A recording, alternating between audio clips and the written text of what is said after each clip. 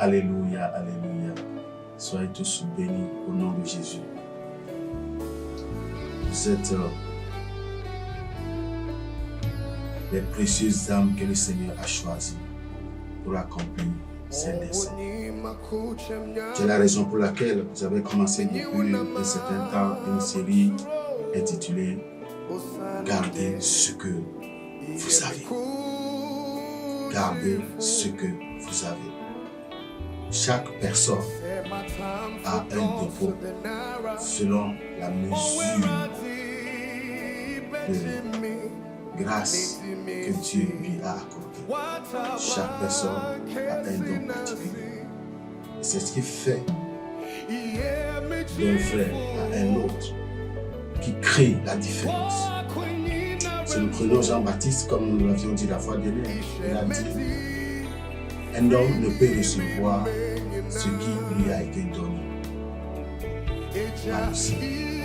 Donc vous ne pouvez pas forcer votre histoire, ni falsifier votre histoire.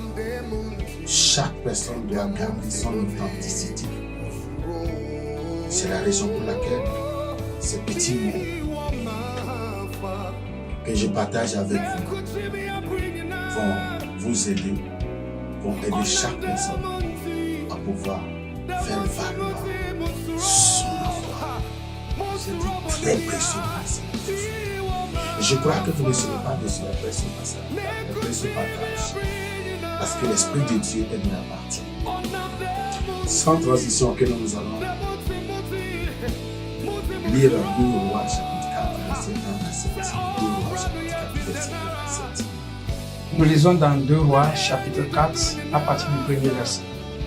Une femme d'entre les femmes des fils des prophètes cria à Élisée en disant: ton serviteur, mon mari, est mort. Et tu sais que ton serviteur craignait l'Éternel. Or, le créancier est venu pour prendre mes 2 enfants et en faire ses esclaves. Le verset 2. Élisée lui dit: que puis-je faire pour toi? Dis-moi, qu'as-tu à la maison? Elle répondit: ta servante n'a rien du tout à la maison qu'un vase d'huile. Le verset 3.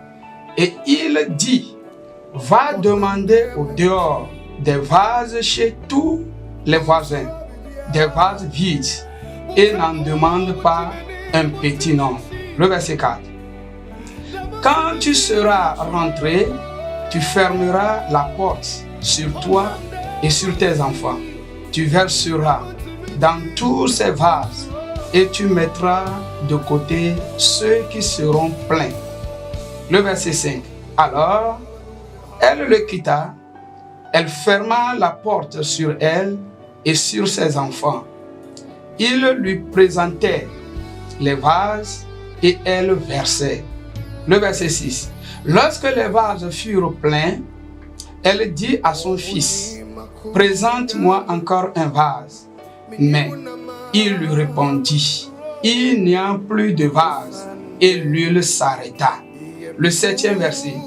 Elle alla le rapporter à l'homme de Dieu et il lui dit: va vendre l'huile et paie ta dette et tu vivras toi et tes fils de ce que restera. Alléluia, alléluia. Saint-Esprit, aide-nous à comprendre cette parole. Amène-nous dans les profondeurs de Dieu, dans l'esprit réel, authentique de ce texte, à pouvoir, Seigneur, faire ce partage communal, afin que chaque personne après ce partage soit bien édifiée, soit bien outillée, reçoive encore un nouvel espoir, une nouvelle vie, un nouveau dynamisme pour arriver à de grandes choses. Bien-aimés, gardez ce que vous avez. Gardez ce que vous avez. Nous connaissons tous cette histoire. Ce texte a fait l'objet de milliers de sermons. Et en voici. Élisée avait une école de prophètes. Et certainement ce que la femme présentait à l'homme de Dieu nous donne une idée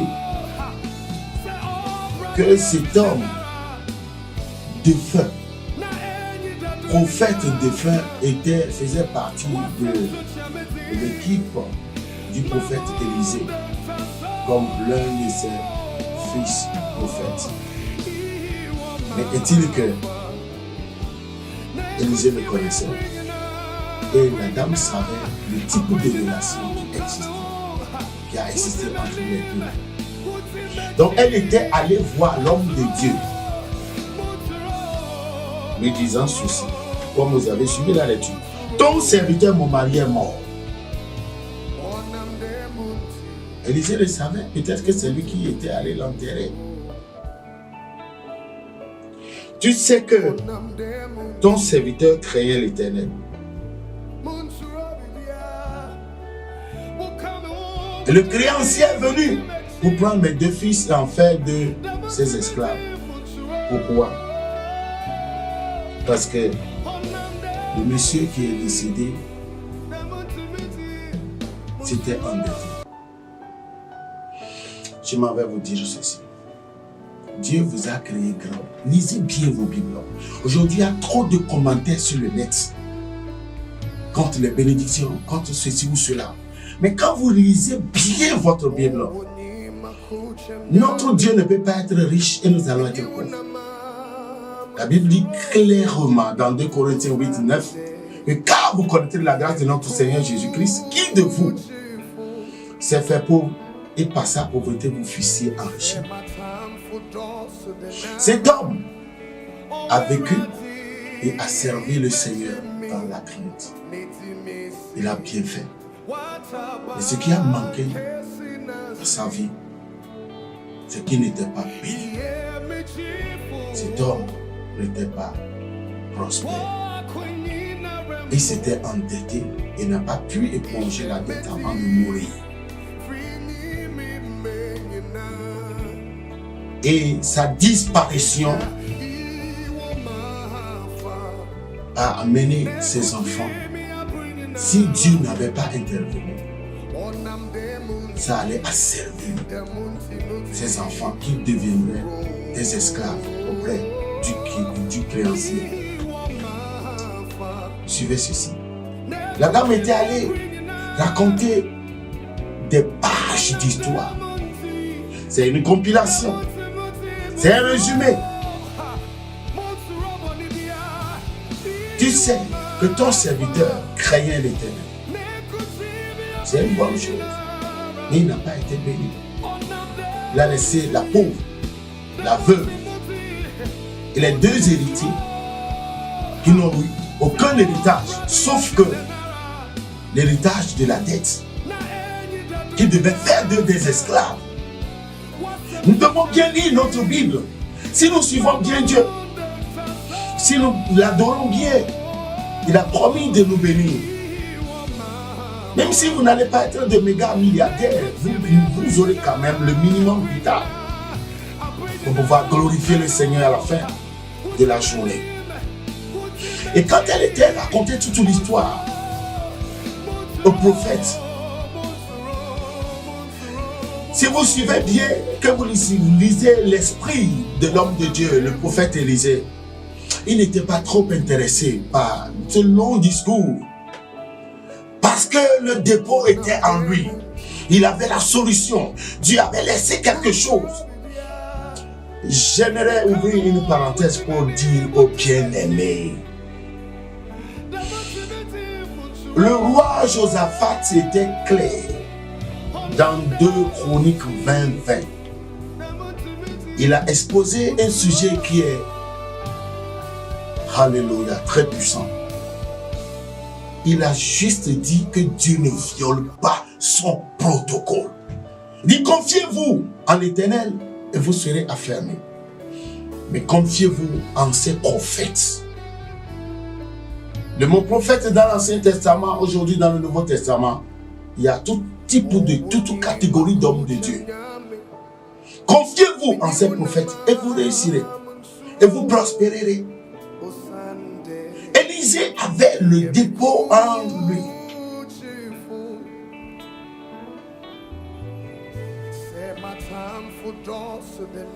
Il lui a posé la question. Que puis-je faire pour toi? Qu'as-tu dans ta maison? Deux questions collées. Quelle pensée avait cette dame, cette veuve? Quelle pensée avait-elle avant d'aller se diriger vers l'homme de Dieu? Souvent, quand nous avons des problèmes, nous cherchons les gens qui doivent nous aider juste pour le dépannage, pour nous faire sortir du problème. Donc, elle était allée probablement avec deux pensées.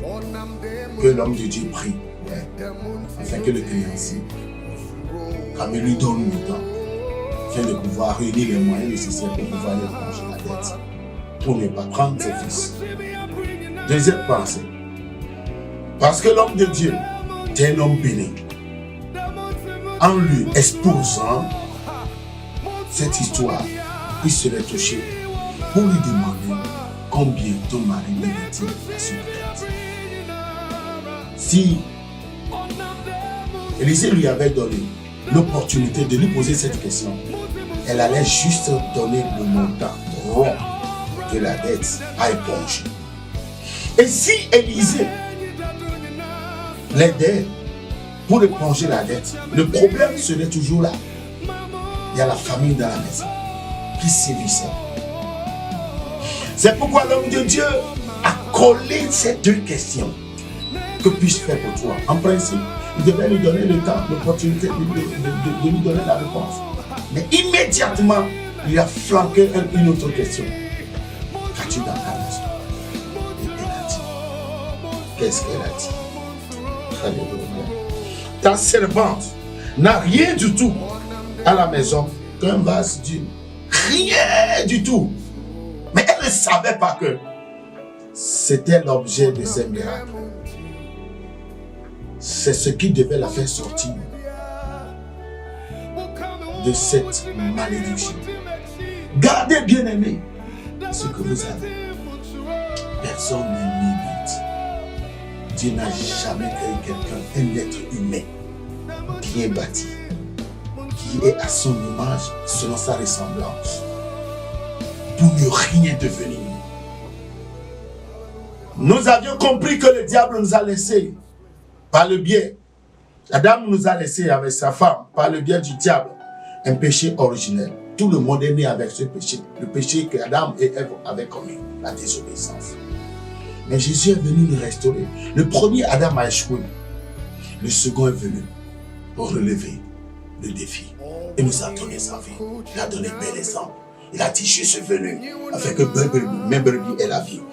Et qu'elle soit dans l'abondance. Bien-aimée, qu'elle soit dans l'abondance. Qu'elle soit dans l'abondance. J'aimerais rassurer quelqu'un. Vous n'êtes pas des électrons situés dans l'univers.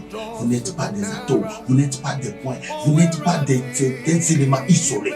Vous êtes bien créés, réfléchis. Vous aviez été bien créés, réfléchis par Dieu. Le Seigneur a un programme bien concis, bien précis. Bien, je dis, précis pour vous. Et c'est par ce programme que vous allez créer votre unicité. La Bible dit que Jésus était quoi? Un fils unique. Il n'a pas voulu que vous soyez une copie carbonée de qui que ce soit. Il a dit, ta servante n'a rien du tout encore. Rien du tout à la maison qu'un vase d'huile. Et l'homme de Dieu lui a dit, va dehors et demande auprès de tes voisins beaucoup de choses. Il a dit, n'en demande pas. Va dehors. Va dehors. Elle a seulement un point de contact. Un vase d'huile vide. Elle ne savait pas que la société. Donc, comme Élisée, l'homme de Dieu, avait la solution, il ne s'était pas gêné. Il ne devait pas lui donner de l'argent. S'il lui avait donné de l'argent, il allait seulement éponger la dette. Lorsque nous irons jusqu'à la fin de la conférence. Va dehors auprès de tes voisins. Chaque personne doit développer cet aspect. important, qui est la prospérité sociale, le bon voisinage. Vous devez toujours avoir la paix avec ceux qui sont à côté de vous. Si elle était en querelle, elle avait des différends avec ces gens, il n'allait pas le servir, il n'allait pas pouvoir lui prêter le vase. Vous suivez ce qu'il est en train de dire, c'est très important. Elle était allée dehors, elle a fait ce que l'homme de Dieu lui a dit. Et là, il lui a dit, enferme-toi dans ta chambre avec tes fils et commence le mien. Elle a commencé selon la lecture et tous ces vases étaient remplis. Qu'est-ce que c'est que ça? Tu as le talent. Tu as les talents. Et tu as besoin de sortir pour aller acquérir de nouvelles connaissances. Ce que tu veux faire, il y a d'autres qui ont réussi, qui l'ont déjà fait. Tu dois sortir pour aller apprendre, pour aller acquérir de différents vases. Chaque vase, c'est un keyboard, un ressourcement, une base donnée de ce qui pourra alimenter ce qui est à la maison. Nous devons chercher, nous devons toujours vouloir grandir. Alléluia. Nous devons élargir notre champ de connaissances. Nous devons acquérir Dieu. La Bible dit dans 1 Jean 2, 20 que vous avez, alléluia, vous avez reçu l'onction de la part de celui qui décède. Vous avez tous de la connaissance. L'ennemi de l'homme, c'est l'ignorance, c'est le diable. Parce que celui qui connaît, qui est établi, le diable le crée, le diable le connaît, le diable le fuit, le diable le vite. Notre ignorance, c'est ce qui crée tout. Et ce qui nous embête, c'est ce que nous ne connaissons pas. Donc l'homme de Dieu lui a dit, elle était allée à l'école pour acquérir de nouvelles instructions, nouvelles, alléluia. Elle était allée pour prendre des renseignements. Revenir maintenant pour valoriser son unique talent qui était, alléluia, qui était ce vase du si vous aimez ce partage, partagez, alléluia, la vidéo, invitez vos amis, abonnez-vous, partagez, ça pourra édifier quelqu'un. Ça pourra édifier quelqu'un. Nous pensons que notre frère qui est à côté de nous est meilleur que nous. Et si nous étions lui, pourquoi Dieu nous a-t-il permis de naître dans une telle famille? Les choix de Dieu ont toujours été réfléchis et non irréfléchis. Dieu n'a jamais commis d'erreur. C'est pourquoi il est toujours infaillible. Tout ce qu'il fait, tout ce qu'il a fait et tout ce qu'il fera sera irrépréhensible. Personne ne pourra lui faire une reproche. Parce qu'à la fin, nous allons découvrir qu'il a toujours raison.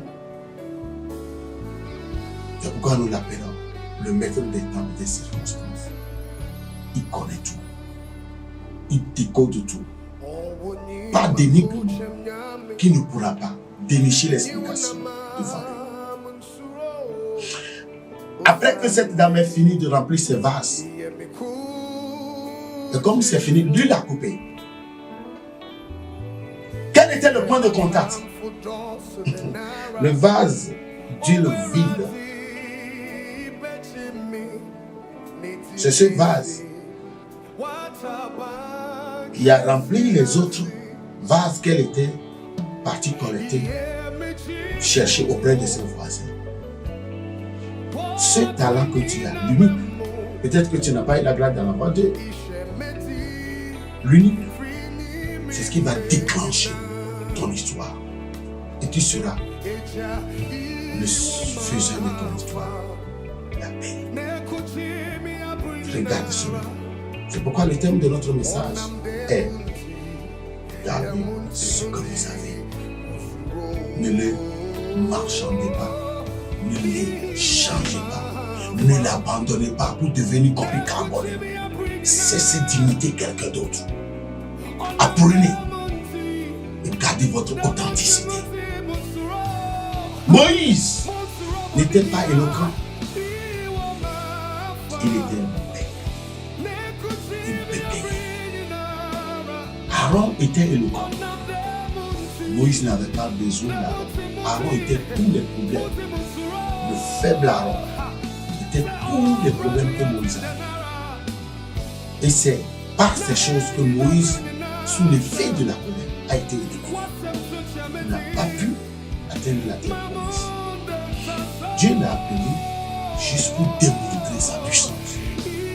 Ce même Dieu a endurci le cœur de Pharaon. À un niveau, Pharaon voulait même lâcher prise. Dieu a endurci son cœur jusqu'à ce que le peuple ne connaisse les 10 plaies. Juste pour démontrer sa gloire. C'est lui qui nous a créés. Il est sauveur. Nous n'avons aucune reproche à lui faire. Vous comprenez ce que je suis en train de dire? C'est très important. Donc lorsque cette dame a fini, elle était allée encore. Parce qu'elle était éduquée. C'est une dame qui a reçu des instructions. Elle connaissait les principes divins. Elle pouvait aller, ok, comme c'est fini, allez, allons-y au marché. Elle était allée voir encore l'homme de Dieu. La Bible dit, elle alla le rapporter à l'homme de Dieu. Et l'homme de Dieu lui dit, va. Alléluia. Va vendre l'huile. Va vendre l'huile. Et paie la dette. Et tu vivras, toi et tes fils, de ce qui restera. Mais si Élisée lui avait donné de l'argent pour payer la dette, le problème ne serait pas résolu. De quoi allait-elle vivre avec ses enfants? Quand tu cherches de l'aide de gauche à droite pour te dépanner, ça va juste te dépanner. Mais les mesures seront toujours là. Mais quand on s'appuie sur ce que Dieu nous a donné, la grâce innée, le potentiel, ce talent, c'est grâce à ce demi qu'on pourra accomplir notre destinée. Je voudrais encourager quelqu'un. Beaucoup sont en train de faire des choses qui n'ont rien à faire avec leur destinée. Rien du tout. Et à la fin de la journée, ils se voient frustrés, confus, découragés, démoralisés. Et certains même cherchent à se donner. Pourquoi? Parce qu'ils ne sont pas dans ce que nous appelons la direction divine de Dieu pour leur vie. C'est après ce miracle que cette dame et ses fils héritiers s'étaient rentrés dans la direction divine de Dieu. Elle a commencé par faire son business en vendant. Parce qu'elle a toujours une réserve à vendre. Et c'est de cela qu'elle a vécu. Elle a survécu avec ses fils. Alléluia. Sa destinée, le vase d'huile a changé sa condition, sa situation. En l'amenant, en la faisant quitter cet état dérisoire de pauvreté pour lui, amenant dans une dimension de prospérité. C'est là où elle pourra dire au salut de Dieu. Elle pourra dire, comme David, l'Éternel mon berger, je ne manquerai. Si David n'a pas été béni, il n'allait pas le faire sortir ce soir. Il a dit, l'Éternel mon berger, je ne manquerai rien. De quoi manquer-vous?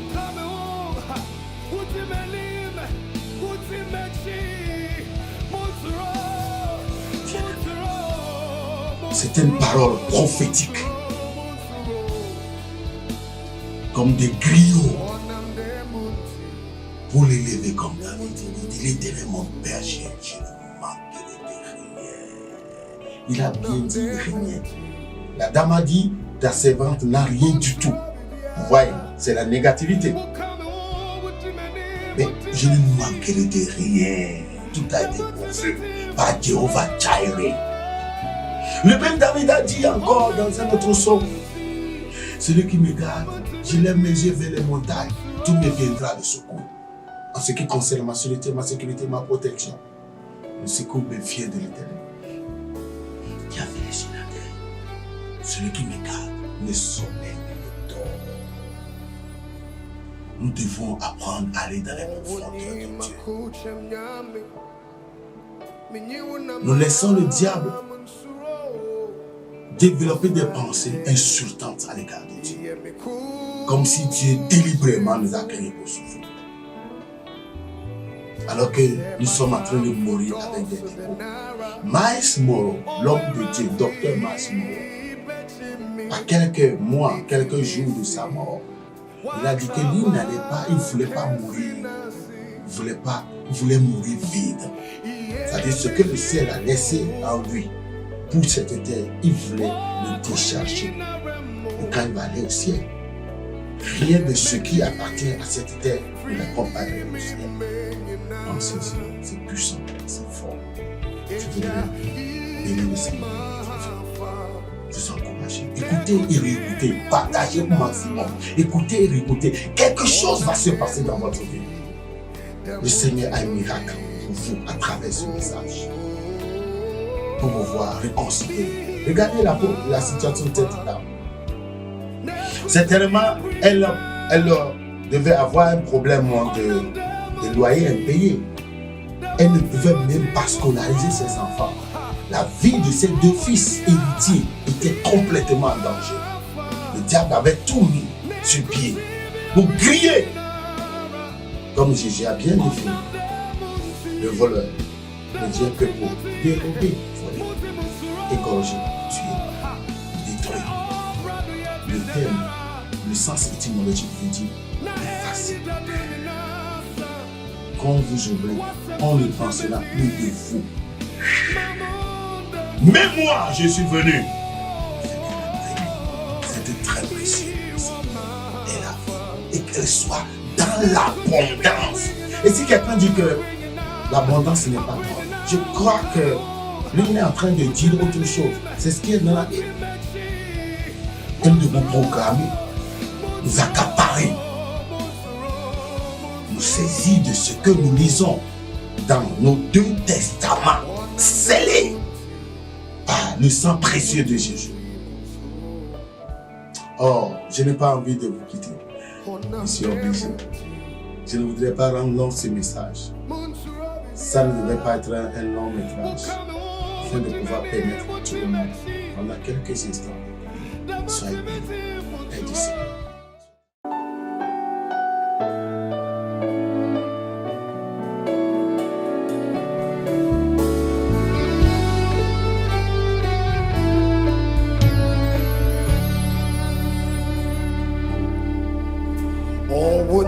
Makuchem nyame minyiwu na mamunsuro osande iye mikuchifu